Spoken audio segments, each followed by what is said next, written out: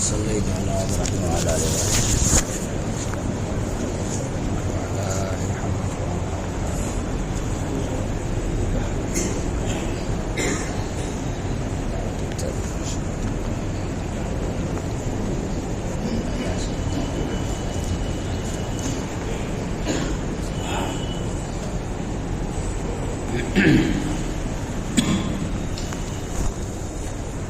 إن الحمد لله نحمده ونستعينه ونستغفره ونؤمن به ونتوكل عليه ونعوذ بالله من شرور أنفسنا وسيئات أعمالنا من يهده الله فلا مضل له ومن يضلل فلا هادي له وأشهد أن لا إله إلا الله وحده لا شريك له وأشهد أن محمدا عبده ورسوله أما بعد فإن خير الحديث كتاب الله وخير الهدي هدي محمد صلى الله عليه وسلم وشر الأمور محدثاتها وكل محدثة بدعة وكل بدعة ضلالة وكل ضلالة في النار. أعوذ بالله السميع العليم من الشيطان الرجيم. لقد كان لكم في رسول الله أسوة حسنة. تمام قسم کی تعریف توصیف کی بریائی بڑائی بزرگی اللہ رب الجلال والکرام کے لیے ہے جو تنہ تنہا تمام ہی جن و انس کی عبادت کا مستحق ہے. ہزارہ درود و سلام و تمام انبیاء کرام پر خصوصاً ذات مبارکہ مطہرہ مقدسہ پر جن کا نام نامی اسم گرامی احمد مصطفیٰ محمد مصطفیٰ صلی اللہ علیہ وسلم.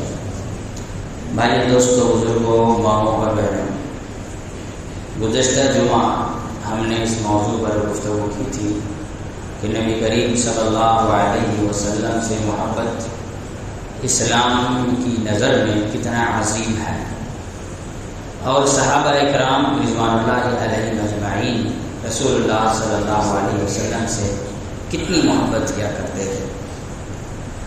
آج اسی سے متعلق مزید کچھ باتیں کہ نبی کریم صلی اللہ علیہ وسلم سے محبت کا تقاضا کیا ہے. دنیا میں بہت سی چیزیں اس لیے سامنے آئی ہیں کہ لوگوں نے دعوے بڑے کیے ہیں. دعویٰ یہ ہے کہ ہمیں اللہ کے رسول صلی اللہ علیہ وسلم سے محبت ہے، لیکن اس دعوے کی دلیل کیا ہے؟ کیا محض زبان سے یہ کہہ دینا کہ ہمیں رسول اللہ صلی اللہ علیہ وسلم سے محبت ہے یہ کافی ہے اللہ رب العالمین کے نزدیک محبوب بندہ بننے کے لیے؟ یا اس دعوے کے سپورٹ میں اس دعوے کی حقانیت کو ظاہر و ثابت کرنے کے لیے ایک مومن پر یہ بھی واجب ہے کہ وہ عملی طور پر یہ ثبوت دے، یہ دلیل پیش کرے کہ واقعی میں ہمیں رسول اللہ صلی اللہ علیہ وسلم سے محبت ہے. اس لیے کہ دعوے تو بہت ہوتے تھے دنیا میں، لوگوں نے بڑے دعوے کیے. اور یہاں ایک بات پہلے بتا کر کے بات آگے بڑھاتا ہوں کہ نبی صلی اللہ علیہ وسلم سے محض محبت کا ہونا یہ انسان کے لیے کافی نہیں ہے، عملی ثبوت کا ہونا ضروری ہے، اور وہ عملی ثبوت ایمان کے ساتھ مشروط ہے. ایمان ہو اور نبی صلی اللہ علیہ وسلم سے محبت ہو تو اس کے لیے نجات ہے. ورنہ چچا ابو طالب بھی تو بڑی محبت کرتے تھے اللہ کے رسول صلی اللہ علیہ وسلم سے، اتنی محبت کرتے تھے کہ آج کے تاریخ میں تو بہت سے مسلمان اتنی محبت نہیں کر پاتے ہیں. لیکن کیا محض رسول اللہ صلی اللہ علیہ وسلم سے محبت کی وجہ سے اللہ رب العالمین انہیں بخش دے گا، انہیں جہنم سے نجات مل جائے گی، وہ جنت کے مستحق ہو جائیں گے؟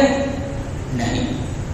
کوئی یہ کہہ سکتا ہے کہ اللہ کے رسول صلی اللہ علیہ وسلم کی ایک حدیث ہے کہ قیامت کے دن سب سے ہلکی عذاب جو ہوگی وہ رسول اللہ صلی اللہ علیہ وسلم کے چچا ابو طالب کو دی جائے گی، ان کو آگ کے جوتے پہنائے جائیں گے. کوئی یہ کہہ سکتا ہے کہ رسول اللہ صلی اللہ علیہ وسلم سے محبت کرنے کا اتنا تو فائدہ ہوا کہ جہنم میں جو عذاب ان کو ملی اس عذاب میں کمی ہوئی، تو کہا جائے گا کہ یہ بات غلط ہے. ان کے عذاب میں کمی رسول اللہ صلی اللہ علیہ وسلم کی سفارش کی وجہ سے ہوگی، نہ کہ اس وجہ سے کہ انہیں رسول اللہ صلی اللہ علیہ وسلم سے محبت تھی۔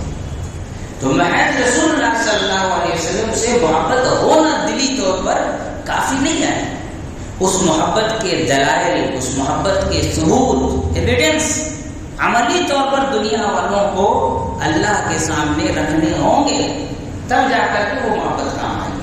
تو رسول اللہ صلی اللہ علیہ وسلم سے محبت کے کچھ تقاضے ہیں۔ ویسے ہر انسان اگر اس پر گفتگو کرے تو ہر کسی کو اپنے اعتبار سے کچھ نہ کچھ باتیں سمجھ میں آئیں گی۔ میں بڑے ہی اختصار کے ساتھ کچھ نقاط لکھ کر کے لایا ہوں، اب اس میں سے کتنا بیان کر پاؤں گا وہ اللہ ہی بہتر جانتا ہے۔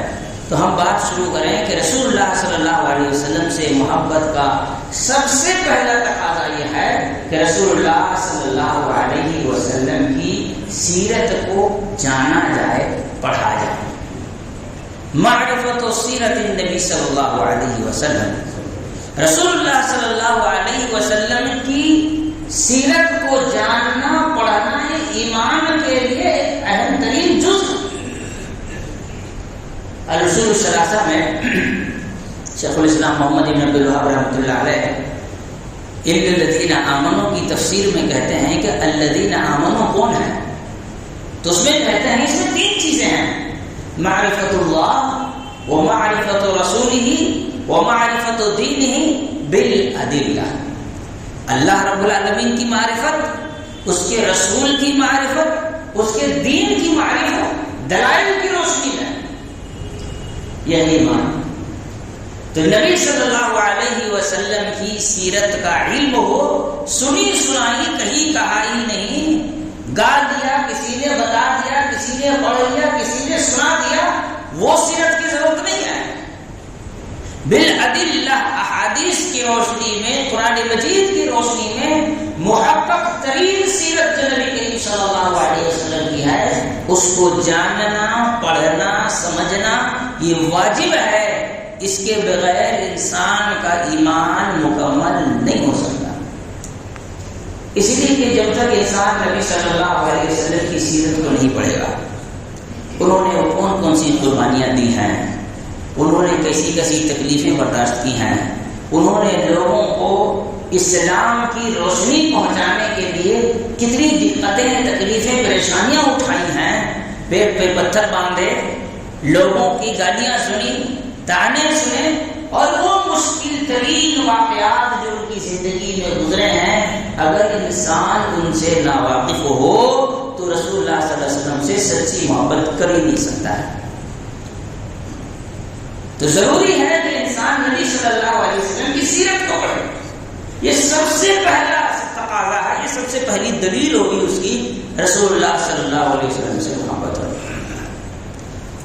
نبی صلی اللہ علیہ وسلم سے کتنے لوگوں کو محبت ہے؟ ہاتھ اٹھاؤ اگر کہہ دیا جائے تو شاید کوئی ہو جس کے ہاتھ نیچے رہ جائیں، لیکن یہ پوچھ لیا جائے کہ زندگی میں نبی کی سیرت پر کوئی ایک کتاب آپ نے شروع سے آخر تک حرف بحرف پڑھا ہو بتا دیں تو شاید ہی 2-4 لوگوں کے ہاتھ اٹھے، باقی سب کے نیچے رہ جائیں۔ رسول اللہ صلی اللہ علیہ وسلم کی کیا اتنی ہی حیثیت اور عظمت ہمارے نگاہوں میں ہے کہ ہم نے لا الہ الا اللہ محمد رسول اللہ پڑھ لیا، بس بات بن گئی۔ ہم نے ان کی سیرت کو پڑھا، اور جب بات سیرت کی آئے تو پھر اس میں یہ جاننا ضروری ہے کہ سیرت رسول نبوت سے شروع نہیں ہوتی، بلکہ پیدائش سے لے کر وفات تک کا ہر واقعہ سیرت رسول صلی اللہ علیہ وسلم کا حصہ ہے۔ یہی وجہ ہے کہ جب ہم کتابوں کو پڑھیں کہ حدیث کا ڈیفینیشن کیا ہے، حدیث کی تعریف کیا ہے، تو محدثین کہتے ہیں ما اضیف الی النبی صلی اللہ علیہ وسلم من قول او فعل او تقریر او صفات خلقی او خلقی، ہر وہ بات جو رسول اللہ صلی اللہ علیہ وسلم کی طرف منسوب ہو، جس کی نسبت رسول اللہ صلی اللہ علیہ وسلم کی جانب ہو، چاہے ان کے اقوال میں سے، ان کے افعال میں سے، ان کی کسی چیز کو دیکھنے کے بعد ان کا انکار نہ کیا ہو، واقع ہو، پیدائشی وہ اخلاقی صفات، یہ سب کا سب حدیث ہے۔ پیدائشی و اخلاقی صفات ہے۔ یہاں تک کہ سیرت نگاروں نے جب سیرت لکھا تو رسول اللہ صلی اللہ علیہ وسلم کی پیدائش سے پہلے کے واقعات کو بھی نقل کیا۔ اب سیرت کی جو بھی کتاب جو اہم ترین کتابیں مانی جاتی ہیں ان کتابوں کو پڑھیں گے تو اس میں آپ کو ابرہہ کا واقعہ ملے گا۔ ابرہہ ہاتھی والا جو خانہ کعبہ کو توڑنے کے لیے آیا تھا، آپ بولے کہ اس کا سیرت سے کیا لینا دینا ہے؟ بتانے کا مقصد یہ ہے کس ماحول میں، کن حالات میں اللہ کے رسول صلی اللہ علیہ وسلم پیدا ہوئے، یہ بھی سیرت کا حصہ ہے۔ اسی لیے حضرت حسان بن ثابت رضی اللہ تعالی عنہ جب دیکھے کہ کفار رسول اللہ صلی اللہ علیہ وسلم کی ہجو بیانی کر رہے ہیں، رسول اللہ صلی اللہ علیہ وسلم کی توہین کر رہے ہیں اشعار کی شکل میں، تو ایسی صورت میں حضرت حسان بن ثابت رضی اللہ تعالی عنہ اشعار کی شکل میں ان کا جواب دیتے ہیں۔ بڑی لمبی غزل ہے، انہوں نے لکھا ہے، اس میں سے ایک شعر رسول اللہ صلی اللہ علیہ وسلم کی زندگی کے پیدائشی حالات کو سمجھانے کے لیے ہے کہ نبی اتانا بعد یاسین و فقر والاوثان فی الارض تعبد، کہ نبی صلی اللہ علیہ وسلم ہمارے درمیان اس موقع پر ظاہر ہوئے کہ جب دنیا کے لوگ انسانیت سے بھروسہ کھو چکے تھے، لوگ مایوس ہو گئے تھے۔ عیسیٰ علیہ السلام کے آسمان میں اٹھائے جانے کے بعد 500 سال گزر چکے تھے، اچھائیاں دنیا سے ختم ہو رہی تھی، انسانیت کا نام و نشان ختم ہو رہا تھا۔ بعد یاسین، افسوس، مایوسی کے شکار تھے لوگ، وفترہ، ایک لمبی مدت گزر چکی تھی۔ والاوثان فی الارض تعبد، اور زمین پر مورتیوں کی پوجا سر عام کی جاتی تھی۔ وہ خانہ کعبہ جسے اللہ کی عبادت کے لیے، توحید کی دعوت کے لیے بنائی گئی تھی، اس خانہ کعبہ پر یہ ظلم ڈھایا گیا کہ 360 بتوں سے اس کو ڈھانپ دیا گیا تھا۔ اس موقع پر رسول اللہ صلی اللہ علیہ وسلم کی ولادت ہوتی ہے، نبوت کا اظہار ہوتا ہے۔ رسول اللہ صلی اللہ علیہ وسلم اس دنیا کے لیے تاریکی کے گھنگھور اندھیرے میں ایک روشنی بن کر کے اس دنیا کے سامنے ظاہر ہوتے ہیں، تو یہ بھی سیرت کا حصہ ہے۔ رسول اللہ صلی اللہ علیہ وسلم کے نام، اس کے معنی، اس کی تشریح، یہ ساری کی ساری چیزیں رسول اللہ صلی اللہ علیہ وسلم کی سیرت کا حصہ ہے۔ رسول اللہ صلی اللہ علیہ وسلم، بعض علماء نے تو رسول اللہ صلی اللہ علیہ وسلم کی سیرت کی جب گفتگو کی تو کہا کہ پوری کی پوری شریعت رسول اللہ صلی اللہ علیہ وسلم کی سیرت کا حصہ ہے۔ جسے عبدالحمید رحمانی رحمۃ اللہ علیہ کہا کرتے تھے، قرآن کی ہر آیت اور حدیث کا ہر نقطہ رسول اللہ صلی اللہ علیہ وسلم کی سیرت کا حصہ ہے، سب رسول اللہ صلی اللہ علیہ وسلم کی سیرت کا حصہ ہے۔ اسی لیے صحیح بخاری کا پورا نام آپ پڑھیں گے تو وہ کیا ہے نام؟ الجامع الصحیح المسند المختصر من امور رسول اللہ صلی اللہ علیہ وسلم وسننہ وایامہ، یہ پورے نام ہے، پورا نام صحیح بخاری کا۔ آخر میں کہتا ہے من امور رسول اللہ صلی اللہ علیہ وسلم، رسول اللہ صلی اللہ علیہ وسلم کا سارا دن چریا، اٹھنا بیٹھنا، کھانا پینا، چلنا پھرنا، مسکرانا، ڈانٹنا، کسی سے محبت کا اظہار کرنا، کسی کو لاڈ کرنا، اپنے پوتے کو، اپنے نواسے کو بوسہ دینا، یہ ساری کی ساری چیزیں کل کا کل دین کا حصہ رسول اللہ صلی اللہ علیہ وسلم کی سیرت کا حصہ ہے۔ ہماری زندگی میں ہم نے سیرت کے نام پر کتنی کتابیں پڑھی ہیں؟ میری نظر میں اگر کوئی کہے کوئی کتاب تو میں تو کہوں گا کہ سب سے مختصر اور بہتر کتاب جو آپ پڑھنا چاہتے ہیں وہ تجلیات نبوت، شیخ شفیع رحمۃ اللہ علیہ یا رحیق المختوم کا خلاصہ نچوڑ انہوں نے الگ سے خود ہی لکھا ہے، اس سے مفصل پڑھیں تو رحیق المختوم پڑھیں، اس سے مفصل پڑھیں تو بہت ساری سیرت کی کتاب ہیں، رحمۃ للعالمین ہے، ابن عساکر کی بھی سیرت ابن عساکر ہے، اس کے علاوہ بہت ساری سیرت کی کتابیں ہیں۔ انسان کو چاہیے کہ وہ رسول اللہ صلی اللہ علیہ وسلم کی سیرت کی جانکاری حاصل کریں، اگر محبت ہے تو، نہیں ہے تو پھر جو چاہے کریں۔ دوسرا اور بنیادی تقاضا رسول اللہ صلی اللہ علیہ وسلم سے محبت کا ہے التعظیم والاحترام له، رسول اللہ صلی اللہ علیہ وسلم کی تعظیم، رسول اللہ صلی اللہ علیہ وسلم کا احترام۔ تعظیم اور احترام کے نام پر مت بولیے، کیا نہیں ہو رہا ہے اس دنیا میں، لوگ تعظیم اور احترام وہاں پر پہنچا دیے ہیں جہاں تعظیم و احترام نہیں ہے۔ کسی کو دیکھیے جوتے کے شکل کا نعلین مبارک لے کے گھوم رہا ہے، کہتے ہیں رسول اللہ صلی اللہ علیہ وسلم کے جوتے کا عکس ہے، تعظیماً پگڑی میں یہاں باندھ دیا ہے نا، کوئی لے کر کے اس کو جیب میں گھوم رہا ہے، کوئی اپنے گھر میں پتہ نہیں کہاں لے کے آ گیا ہے۔ تعجب کی بات ہے، نعلین مبارک کے نام پر ایک مرتبہ افسوس کی بات ہے فوٹو آیا کولہاپوری چپل کا۔ میں نے کہا رسول اللہ کے زمانے میں کولہاپوری چپل ہوتا تھا کیا؟ یہ نعلین مبارک ہے، یہ 1.5 2 فٹ کے بال، یہ رسول اللہ صلی اللہ علیہ وسلم کے بال ہیں، وہ روئے جا رہے ہیں، آنکھوں میں لگا رہے ہیں، چوم رہے ہیں، بوس رہے ہیں۔ میں رسول اللہ صلی اللہ علیہ وسلم کے بال 2 فٹ کی کم سے ہو گئے، اتنے لمبے لمبے بال رسول اللہ صلی اللہ علیہ وسلم کہاں مل گئے؟ وہ میوزیم میں رکھ دیا ہے، سال میں ایک مرتبہ نکالتے ہیں، لوگ جاتے ہیں، چومتے ہیں، آنکھ میں لگاتے ہیں، منہ میں لگاتے ہیں، پھر اس کو رکھ دیتے ہیں۔ یہ تعظیم نہیں ہے۔ رسول اللہ صلی اللہ علیہ وسلم کی تعظیم اللہ تعالیٰ نے فرمایا لا ترفعوا اصواتکم فوق صوت النبی، نبی صلی اللہ علیہ وسلم کے سامنے ادب و احترام سے بات کیا کرو، صحابہ کرام سے کہا۔ اور دنیا والوں کے لیے یہ ہے کہ جب نبی کی بات آئے تو سننے والا ادب و احترام میں ہو، جب حدیث بیان کی جائے تو زبان سے کوئی ایسی بات نہ نکلے جو گستاخی کے ہوں، آواز اتنی بلند نہ ہو کہ جتنی بلندی سے حدیث پڑھی جا رہی ہے اس سے آپ کی آواز بلند ہو جائے۔ لا ترفعوا اصواتکم فوق صوت النبی۔ یاد رکھیں نبی صلی اللہ علیہ وسلم کا احترام یہ لازمی ہے۔ یہ جو کوئی کارٹون بنا دیتا ہے یا کوئی ان کے بارے میں غلط کمنٹس پاس کر دیتا ہے، وہ تو رسول اللہ صلی اللہ علیہ وسلم کے شان کا گستاخ ہے۔ اس سے بڑا گستاخ وہ ہے جو نبی صلی اللہ علیہ وسلم کی باتوں کو اگنور کرتا ہے، جو رسول اللہ صلی اللہ علیہ وسلم کی باتوں کو سننے کے بعد اس کو پھلانگ جاتا ہے، جو رسول اللہ صلی اللہ علیہ وسلم کی باتوں کو سننے کے بعد کہتا ہے یہ حدیثیں ہمارے لیے نہیں ہیں، وہ دوسرے مسلک والوں کے لیے، وہ اس سے بڑا گستاخ ہے، وہ اس سے بڑا بدتمیز ہے، وہ اس سے بڑا نالائق اور بدبخت ہے جو کیا کرتا ہے رسول اللہ صلی اللہ علیہ وسلم کی باتوں کو قابل احترام نہیں سمجھتا۔ اللہ کے رسول صلی اللہ علیہ وسلم کی حدیث ہو، اس پر گفتگو ہو تو لوگوں کو آپس میں بات نہیں کرنا چاہیے، اس حدیث پر کانسنٹریٹ کرنا چاہیے۔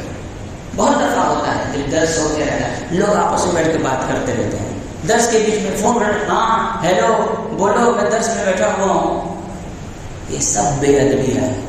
کس کا؟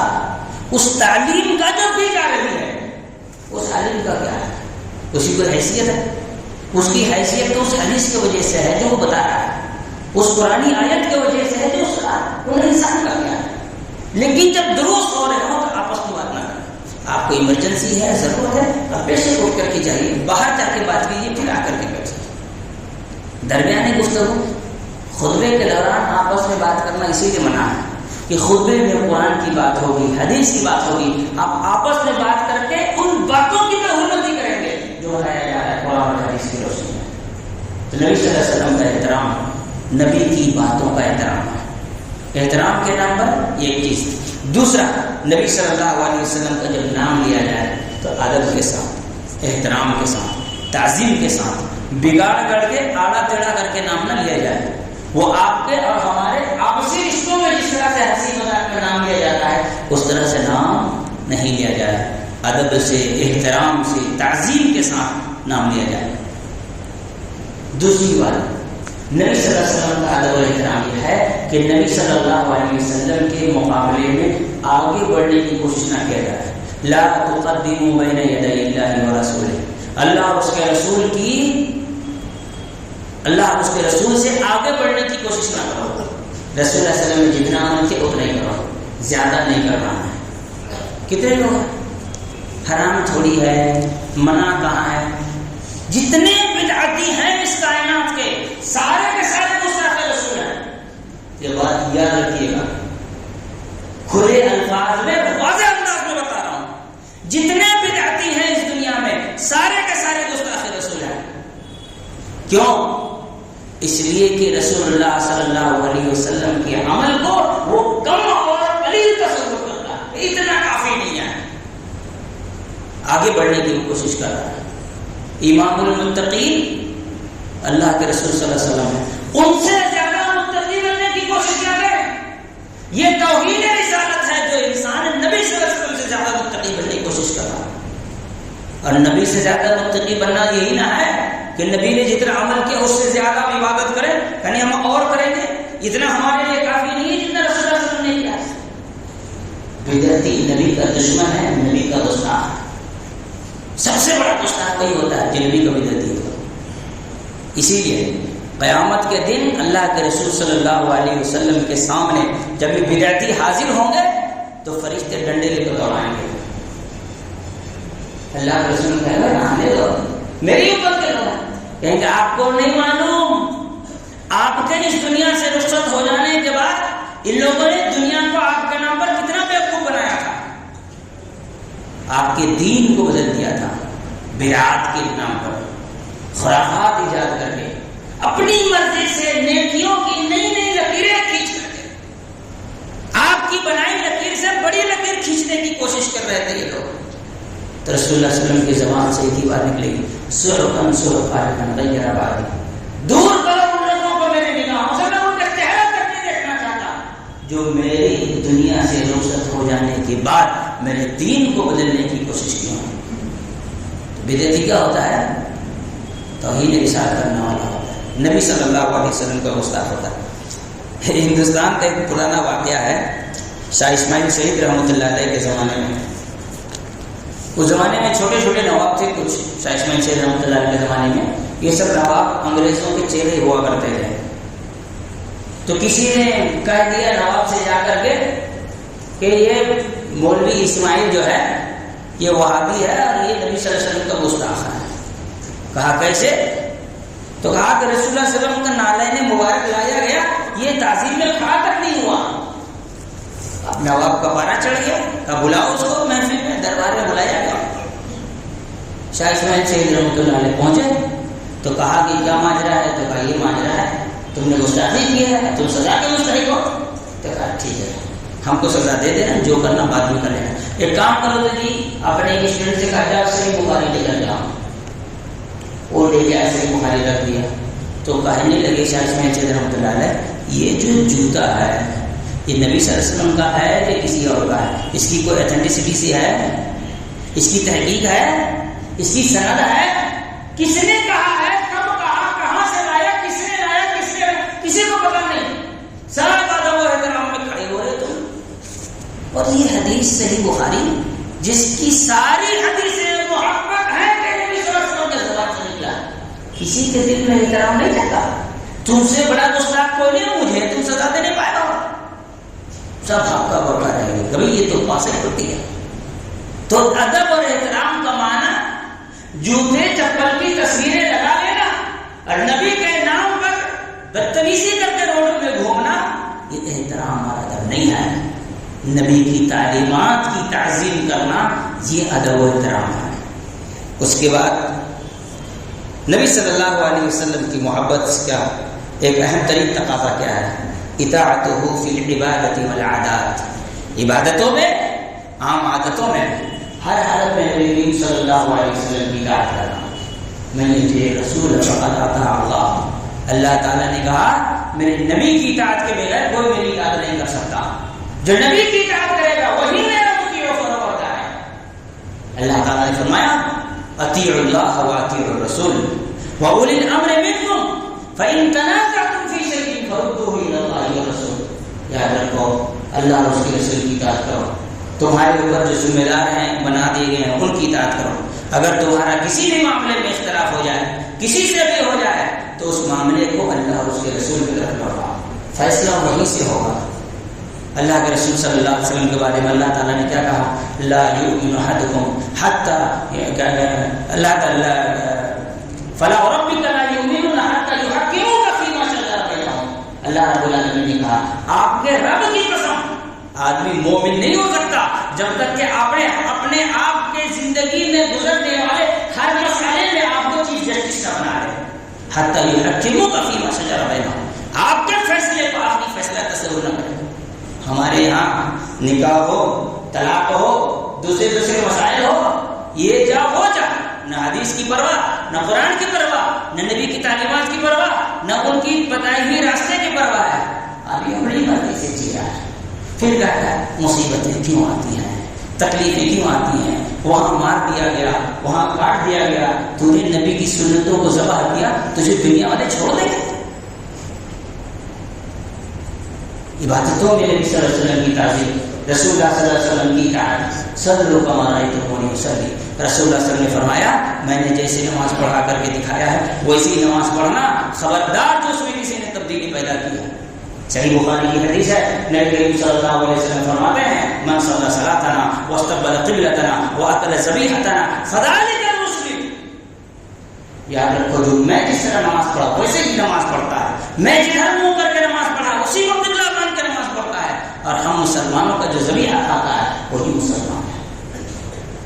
آج آدمی نماز میں تبدیلی کر لیا، جی رفع دین واجب چھوڑی ہے، نہیں کریں گے تو کیا نماز نہیں ہوگی؟ ہوگی نہیں ہوگی بعد میں بتانا، پہلے بتا نبی کی مخالفت کیوں کی تو نے؟ یہ کوئی معمولی بات ہے؟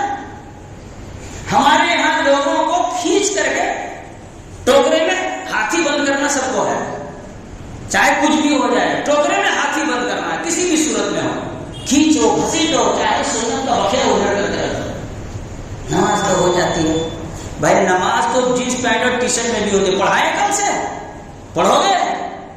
نماز ہوتی ہے نہیں ہوتی ہے؟ نبی کی مخالفت ہے کہ نہیں ہے؟ سنت کو پھیلانا ہے، اس کو اگنور کرنا ہے کہ نہیں ہے؟ نبی سے محبت، آپ لوگوں کو یاد ہوگا ایک مرتبہ ایک نالائق نے رسول اللہ صلی اللہ علیہ وسلم کے اوپر غلط بیانی کی تھی، تو بہت سارے لوگوں نے کانفرنس کی پروگرام کیا، ہم بھی پروگرام میں تھے، ایک مولانا آئے ایک دم نبی سے محبت ہونی چاہیے، یہ ہونا چاہیے، وہ تقریر کرتے کرتے اللہ کی قسم 3 حدیثیں پڑھی، تینوں غلط تھی۔ حدیث پڑھنا نہیں آیا لیکن اہل حدیثوں کو ٹونٹ لگانا ضروری تھا۔ کتنے لوگ ہیں دیکھیے بنا ٹوپی کے نماز پڑھتے ہیں، میں نے کہا بنا داڑھی کے پڑھتے نظر نہیں آتا، آپ کو بنا ٹوپی کے نظر آتا ہے؟ ایک دم سمجھ کے غلط جگہ زبان کھول دیا ہے، تو ایک دم پھر فوراً ٹرالی چینج کر دیا۔ کیا نبی سے محبت کا معنی نبی صلی اللہ علیہ وسلم کی اطاعت، تعصیل اللہ وان تظهر حبه هذا محال في القياس بديع لو كان حبك صادقا لاطعته ان المحب لمن يحب مطيع۔ نبی کی تم اللہ کی نافرمانی کرتے ہو اور سمجھتے ہو کہ تم اللہ تعالی سے محبت کر رہے ہو، یہ کبھی بھی صحیح اور سچ نہیں ہو سکتا، کیونکہ جو جس سے محبت کرتا ہے اس کی اطاعت و فرمانبرداری کرتا ہے۔ تو نبی سے محبت ضروری ہے کہ نبی صلی اللہ علیہ وسلم کی اطاعت کی جائے، دین کے معاملات میں بھی دنیا کے معاملات میں بھی۔ کہیں بھی آپ نبی صلی اللہ علیہ وسلم کی تعلیمات سے بے نیاز نہیں ہو سکتے۔ دنیا میں حکومت کرنے کے لاکھوں طریقے ہو سکتے ہیں، لیکن جس نے نبی صلی اللہ علیہ وسلم کے بتائے راستے پر حکومت کی وہ اس دنیا میں امن کا، سکون کا، سلامتی کا بہت بڑا داعی مبلغ بنا۔ عمر بن الخطاب رضی اللہ تعالیٰ عنہ، آج بھی ان کی سیرت کو ڈھال کر پڑھیں، ابو بکر صدیق رضی اللہ تعالیٰ عنہ نبی صلی اللہ علیہ وسلم کے طرز پر حکومت کی، دشمن کہنے پر مجبور ہوا کہ دنیا میں امن و سکون چاہیے تو انہی کے طریقے پر نماز دنیا میں حکومت کرنی ہوگی۔ دی 100 لکھا تھا نا آگا گھاٹ نے، 50ویں نمبر پہ حضرت عمر کا ذکر کیا کہ نہیں کیا ہے نا؟ ہندوستان جب آزاد ہوا تو کسی نے کہا تھا کہ نہیں کہا تھا کہ میں چاہتا ہوں ہندوستان میں حکومت ابو بکر و عمر کے طریقے پر ہو؟ کیوں؟ اس لیے کہ انہوں نے نبی کے طریقے پر حکومت کی تھی۔ دنیا آج بھی ماننے پر مجبور ہے، اور آج بھی اگر اس طریقے پر ہو تو ایسی صورت میں پوری دنیا میں امن و سکون ہوگا۔ آخر کے 2-3 پوائنٹ بڑے مختصر انداز میں بتا کر کے بات ختم کر دوں۔ ایک ہے نبی کریم صلی اللہ علیہ وسلم کی سیرت کو، رسول اللہ صلی اللہ علیہ وسلم کے پیغام کو دنیا والوں کو بتانا۔ رسول اللہ صلی اللہ علیہ وسلم صرف مسلمانوں کے لیے نبی نہیں تھے، کافۃ للناس بشیرا و نذیرا، پوری انسانیت کے لیے رسول اللہ صلی اللہ علیہ وسلم نبی ہیں۔ کسی ایک ملک، کسی ایک مذہب والوں کی جاگیر نہیں ہے، ہمارے نبی پوری دنیا کے نبی، پوری دنیا کے نبی۔ اور بعض علماء نے تو بڑی زبردست نقطہ بیان کیا ہے، رحمت للعالمین، کہتے ہیں کہ اللہ نے کہا الحمدللہ رب العالمین، الحمدللہ رب العالمین میں بھی عالمین ہے اور رحمت للعالمین میں بھی عالمین ہے، مطلب پوری کائنات، انسان، جنات، پیڑ پودے، شجر و حجر، کیڑے مکوڑے، سب کے لیے اللہ کے رسول صلی اللہ علیہ وسلم کی رحمت ہے، صرف انسانوں کے لیے رحمت نہیں ہے۔ یہاں عالمین ویسے ہی ہے جیسے رب العالمین میں عالمین آیا ہے۔ اور یہ بات دیکھیں دوسری حدیث سے ثابت ہے کہ اللہ کے رسول صلی اللہ علیہ وسلم نے کیا فرمایا؟ لا تقوم الساعة، قیامت واقع نہیں ہوگی، حتی لا یقال علی الارض اللہ اللہ، جب تک کہ اس دنیا میں ایک بھی مسلمان زندہ رہے گا۔ جہاں مسلمان ختم، دنیا ختم، قیامت واقع ہوگی۔ ہو گئے نا رسول اللہ صلی اللہ علیہ وسلم کے متبعین ختم ہوئے تو دنیا ختم ہو گئی، سارا پیڑ پودے، پہاڑ، حجر، شجر، آسمان، زمین سب ختم۔ تو پوری کائنات کے لیے رحمت ہے، کسی ایک ملک، کسی ایک مذہب کی جاگیر نہیں ہے۔ تو رسول اللہ صلی اللہ علیہ وسلم کی تعلیمات کو دوسروں تک پہنچانا، اپنے تک محدود نہ رکھنا۔ اسی طرح سے نبی کریم صلی اللہ علیہ وسلم کا دفاع کرنا۔ کوئی آدمی نبی پر اعتراض کرے تو اس کا جواب دینا ضروری ہے۔ ہاں پاگل آدمی ہے بول کے چھوڑنا جائز نہیں ہے۔ یہ کہہ دینا ارے وہ نالائق جاہل آدمی ہے، کیا اس سے بات کرنا، غلط ہے اس طرح کی باتیں کہنا۔ کیا حضرت حسن بن ثابت رضی اللہ عنہ کو معلوم نہیں تھا کہ کفار سارے کے سارے نالائق ہیں، جاہل ہیں، بے مروت ہیں، اپنی سوتیلی ماں سے شادی کرنے والے لوگ، اپنی بچیوں کو زندہ دفنانے والے لوگ ہیں؟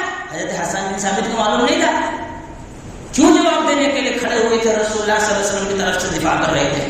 یاد رکھنا، جو نبی صلی اللہ علیہ وسلم کی دفاع کا جذبہ دل میں نہیں رکھتا ہے اس کا ایمان کمزور ہوتا ہے، اسے اپنے ایمان کو دوبارہ چیک کرنے کی ضرورت ہے۔ نبی صلی اللہ علیہ وسلم کا دفاع کرنا، نبی کریم صلی اللہ علیہ وسلم کی سنتوں کو زندہ کرنا۔ ابھی انشاءاللہ 15 اکتوبر کو فتنہ انکار حدیث پر ہمارے یہاں پروگرام ہوگا، آپ تمام کی شرکت کی درخواست میں ممبر سے آج دے رہا ہوں۔ حدیث کا انکار کرنے والوں کا جواب دینا، یاد رکھیں حدیث کا انکار نبی کا انکار ہے۔ تو نبی صلی اللہ علیہ وسلم سے محبت کا ایک تقاضا یہ بھی ہے جو حدیث کا انکار کرتے ہیں ان کے اشکالات کو دور کرنا، ان کے تمام شکوک و شبہات کو دور کرنے کی کوشش کرنا، انہیں حدیث کے متبع بنانے کی کوشش کرنا۔ اور آخر میں یہ ہے نبی صلی اللہ علیہ وسلم کی دفاع پر ایک چھوٹا سا نقطہ۔ امام بخاری رحمۃ اللہ علیہ کہتے ہیں میں نے خواب میں دیکھا کہ رسول اللہ صلی اللہ علیہ وسلم بیٹھے ہوئے ہیں اور کچھ مکھیاں بھنبھنا رہی ہیں چاروں طرف۔ میں نے ایک کپڑا لیا اور ان مکھیوں کو مار کر بھگانا شروع کر دیا۔ اس خواب کی تعبیر سمجھ میں یہ آئی کہ نبی صلی اللہ علیہ وسلم کی حدیثوں میں بہت ساری ظریف حدیثیں مکس ہو رہی ہیں، تو میں نے ایک کتاب لکھی جس میں رسول اللہ صلی اللہ علیہ وسلم کی صحیح حدیثوں کو جمع کر کے ان ضعیف حدیثوں کو الگ کر دیا، جس طرح رسول اللہ صلی اللہ علیہ وسلم کے جسم میں ارد گرد گھومنے والے مکھیوں کو میں نے دور کر کے بھگایا تھا۔ یہ دفاع رسول ہے۔ صحیح بخاری لکھنا ہے دفاع رسول ہے، صحیح بخاری کتاب یہ دفاع رسول ہے، نبی صلی اللہ علیہ وسلم کی سنت کا دفاع ہے۔ اور آخری بات، اگر محبت ہو تو درود کا اہتمام کرنا ہے۔ درود، ہمارے زبان تو بڑے نالائق ہے نا، نبی کا نام آئے تو صلی اللہ علیہ وسلم بھی نہیں نکلتا۔ ہمارے ہندوستان میں ٹرینڈ ہے، خطیب بولے گا جناب محمد رسول اللہ تو سب بولیں گے صلی اللہ علیہ وسلم۔ نارمل جب بولیں گے اللہ کے رسول صلی اللہ علیہ وسلم نے فرمایا تو کسی کی زبان حرکت میں نہیں آئے گی، کوئی صلی اللہ علیہ وسلم نہیں بولے گا۔ اور وہ تو جو درود کھاتے ہیں وہ تو پڑھتے ہیں، تو درود کھاتے ہیں، ان کے یہاں بھی درود غائب ہے۔ اذان کے بعد درود غائب، پہلے تشہد سے درود غائب، پڑھیں گے گا مردے پر۔ درود کی بڑی فضیلتیں ہیں، درود کی بڑی فضیلتیں ہیں، درود پڑھنا چاہیے۔ درود کثرت سے، خاص کر کے جمعہ کے دن اور خاص کر کے جمعہ کے دن عصر کے بعد کثرت سے درود کا اہتمام کرنا چاہیے۔ اللہ تعالیٰ ہم تمام لوگوں کو رسول اللہ صلی اللہ علیہ وسلم سے سچی محبت کی توفیق عطا فرمائے۔ اقول قولی ھذا واستغفر اللہ لی ولکم ولسائر المسلمین من کل ذنب واستغفروہ انہ هو الغفور الرحیم۔